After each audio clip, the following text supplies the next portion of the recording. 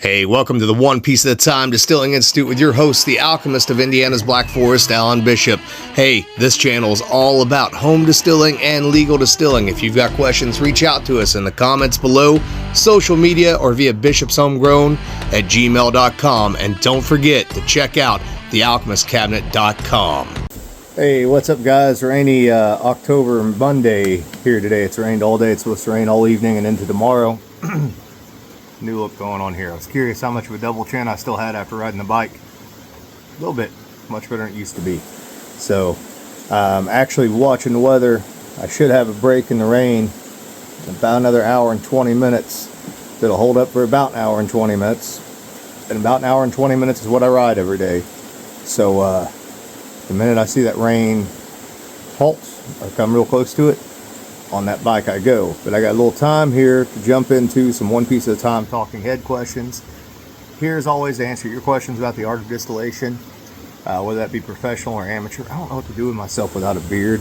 I've done it on the channel before, but like it's weird for me, having lost some weight, to see myself looking as much younger now as I feel like I do look. So probably not going to make a lot of eye contact with the camera in these videos, but anyways, so here to answer your questions as always, the One Piece at a Time Distilling Institute. Send me your questions via the YouTube comments below, via bishopshomegrown@gmail.com, or any of my social media. Quick almanac update: it is at the printers, being printed. As soon as it is shipped here and I have it in hand, it will be up on thealchemistcabinet.com for you guys to order. Really proud of this 2026 almanac. Are there still potential issues with it? Yeah, I'm learning, right? I don't know how many of you guys have ever written an almanac, but it has not been as easy as I thought it would be, right? It's a little bit of an almanac and a grimoire both, and it's for a targeted audience, you know. I mentioned the sort of special edition book, the limited edition book that I was talking about working on. It is currently being written. It is called Sovereign Device for Alchemists, or Les Trois Corbeaux. The Three Crows. It's a bit of a grimoire. It's very targeted to people who are into the idea of spiritualism and magic when it comes to the art of distillation and alchemy. It's not for everybody. Maybe 50 copies, maybe 100 copies. Won't reprint it again, at least not in that style of format. It'll probably end up, the vast majority of the material, although probably not all of it, will end up in the 2027 Almanac. This book is for those who really appreciate something like this, and I'm going to see if I can't do like a hardcover for it or something. It's just going to be a thin little thing. It's not going to be very big at all, presuming that we head this direction and there's enough interest in it. But it's going to be really cool keepsake thing, a really cool sacred thing, I hope.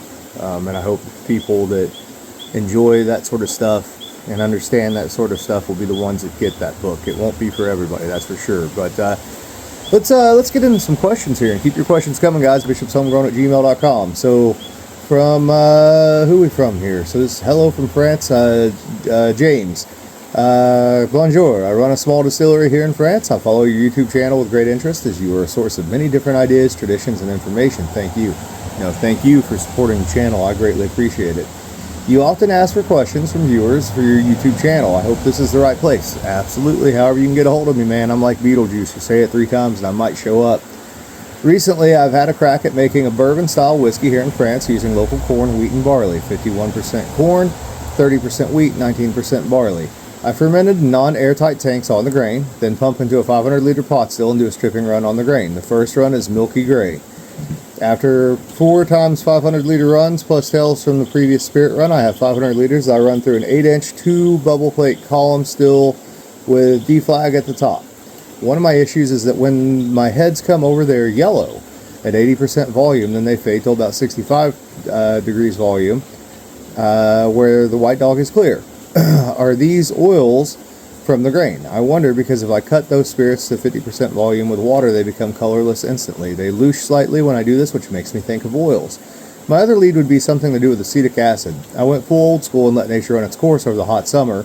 One of the fermentations did smell of vinegar a bit, but none of the white dog is blue, so question mark. If you have any wise words of experience, I'm all ears. Bourbon is new to me. Feel free to drop in if you're ever in France. Best regards, James. I would definitely love to, man. There's a lot of countries that I want to go to. not only for distillation, but also for folklore and magic and those sort of things. And France, obviously, for me, as you guys know, being a huge fan of apple brandy and a huge fan of absinthe, it's up there. It's way up that list. So one of these days. So let's get kind of into this and see what we can pick apart here. So one piece of advice I'll give you, and this has nothing to do with the color, but if you're doing a stripping run and you're making a bourbon style, my suggestion would be don't bother with plates on the doubling run. Don't bother with a D flag on the doubling run. Run full pot still mode if you can. Double pot still distillation.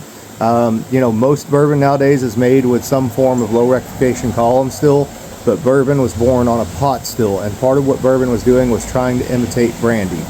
So if you can go double pot still, I'd go double pot still, man. One stripping run, hot, fast, get through it. One doubling run, take your time with it, make good solid cuts. I'll use all the advice I've given you guys in videos before, but no reflux, no plates on that doubling run. So the color of your low wines doesn't concern me. Low wines in bourbon are usually always got a little gray color to them, or some floaties, or maybe even some black coming across here and there. It's kind of hard to put into words if you've never seen it, but on volume, that's pretty common for low wines. You know, you don't see it often on small stills, but you will see a lot of it on large stills. I mean, the 500 gallon at Old Homestead does it. The you know, the 1200 gallon at Spirits of French Lick did it. Low wines can be pretty nasty looking, nasty, foul smelling stuff when it comes to bourbon. And rye. There's no doubt about it, one way, shape, form, or the other. Now, the color on the doubling run is interesting because normally when I see yellow on a doubling run, that's almost always scorching, especially with grain. So I'm presuming, I don't know, you didn't tell me here what you're running. I'm wondering if maybe you may have scorched a little bit at some point in time. I don't know if you're running on fire or you're running with a jacket, a bain-marie sort of setup, if you're running with steam, what you're doing, but often that yellow coloration is definitely scorching. I'm trying to think of what else that could be. Short of maybe flooding the plates and actually puking a little volume over, that could explain a yellow coloration. I'm not going to say that I haven't seen a little tinge of tint of yellow come across with acetic acid issues from time to time.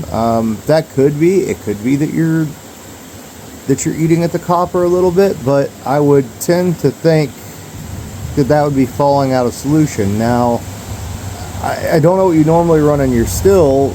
I'm presuming perhaps brandy.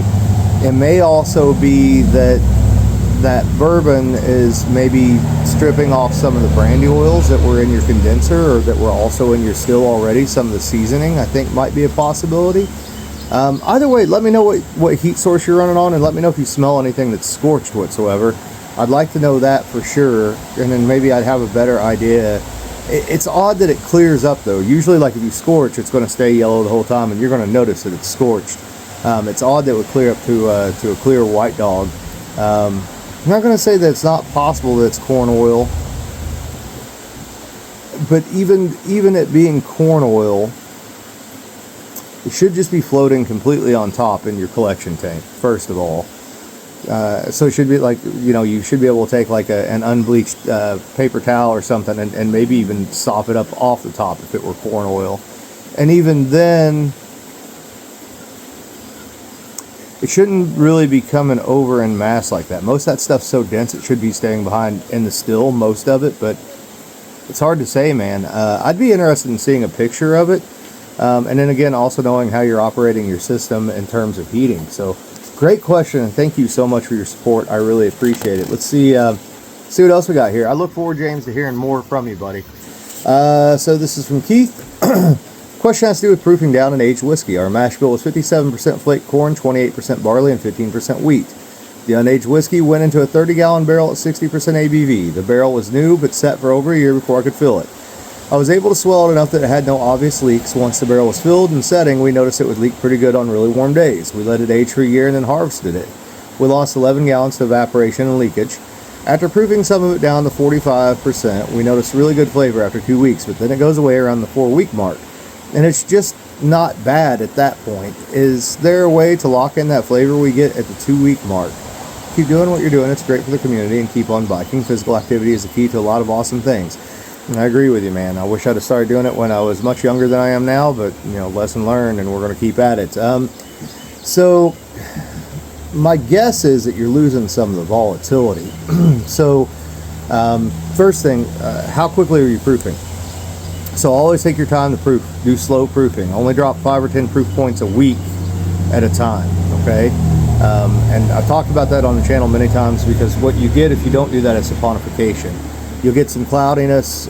You'll know that you're working on it, because as you're proofing, the chemical reaction actually of saponification will cause a heat increase in the alcohol in the liquid itself. So you'll notice your temperature going up.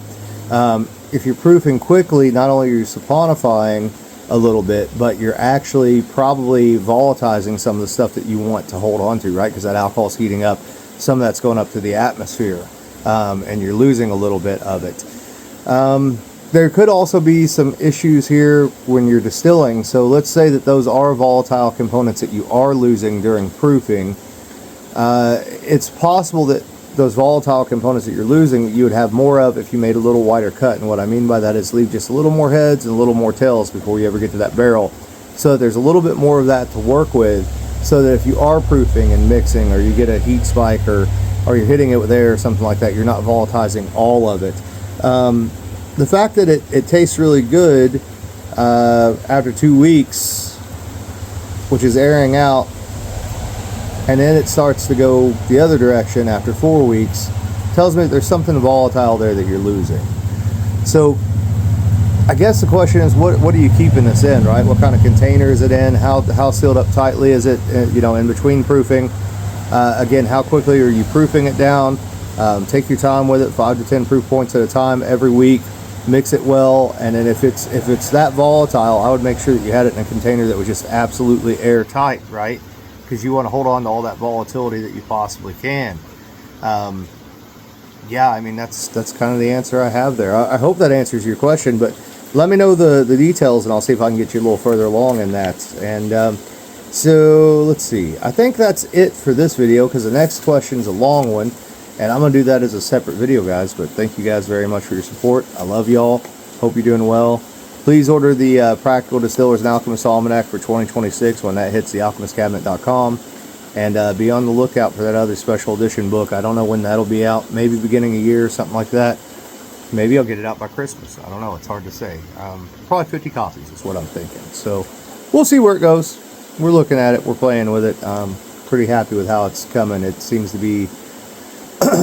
there's no struggle to it. I'll put it that way. I can put my mind on it, put my fingers to the keyboard, and off we go, because so much of that magic and alchemy and spirituality is already so ingrained in who and what I do, who I am and what I do, that it's almost like free writing, truthfully. So all right, guys, love y'all. Later.